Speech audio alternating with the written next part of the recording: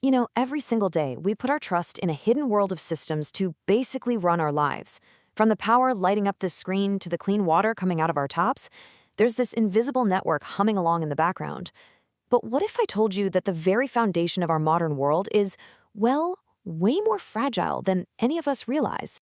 Just think about it for a second. What's the actual brain behind the lights in your house? Or the system that makes sure your water is safe to drink? What about the massive, complex factory that built your car? It all feels so automatic, right? But it's not.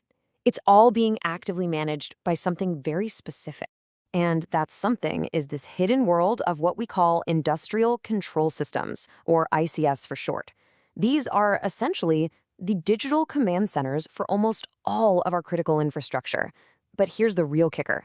The technology holding our entire world together can be shockingly and kind of terrifyingly old. So, to really get a handle on the risk here, we first have to understand the brain itself. What exactly are these systems that are so quietly running everything?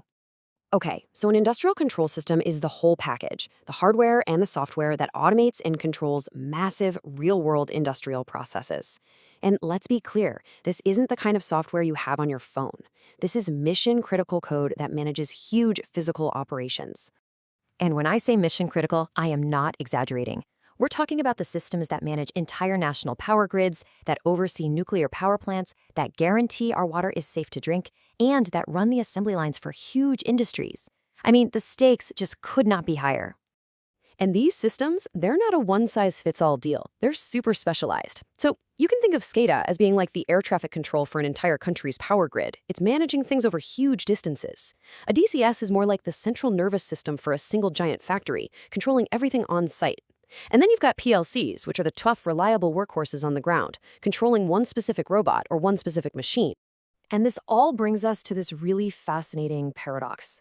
These systems have just immense power and responsibility, but they're often operating on a foundation that can be incredibly fragile. So let's dive into why that is. So here it is, the core problem in a nutshell. You could have a system controlling a multi-billion-dollar power grid that's running on an operating system from 20 years ago. I'm talking about things like Windows XP. And you can't just upgrade it. Why?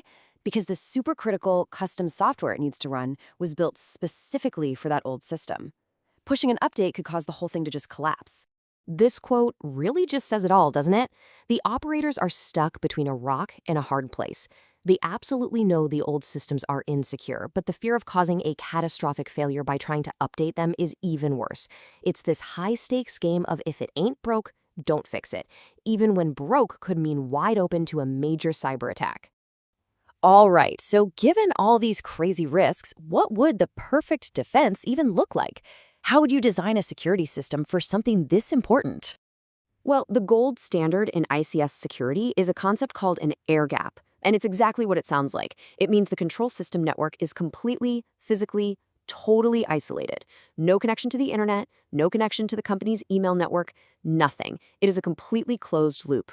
The absolute best way to picture this is a medieval fortress. You've pulled up the drawbridge, you've filled in the moat. There is simply no digital path for an attacker to get from the outside world into that control system.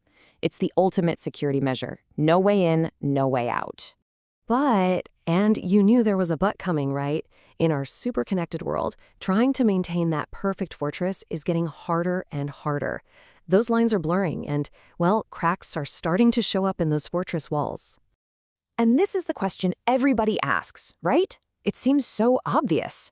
If there's a vulnerability in that old Windows XP machine, why not just install the security patch? Easy.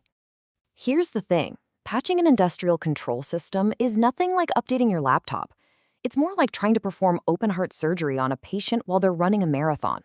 A single tiny patch could have some bizarre, unintended consequence, clash with that custom software, and boom, a system-wide shutdown.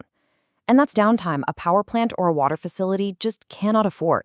The reality is that the perfect fortress, that true air gap, it's pretty much a myth these days.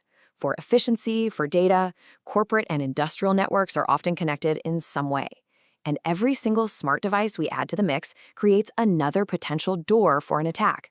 The attack surface is just massive, which means as risky as patching is, not patching can be even riskier.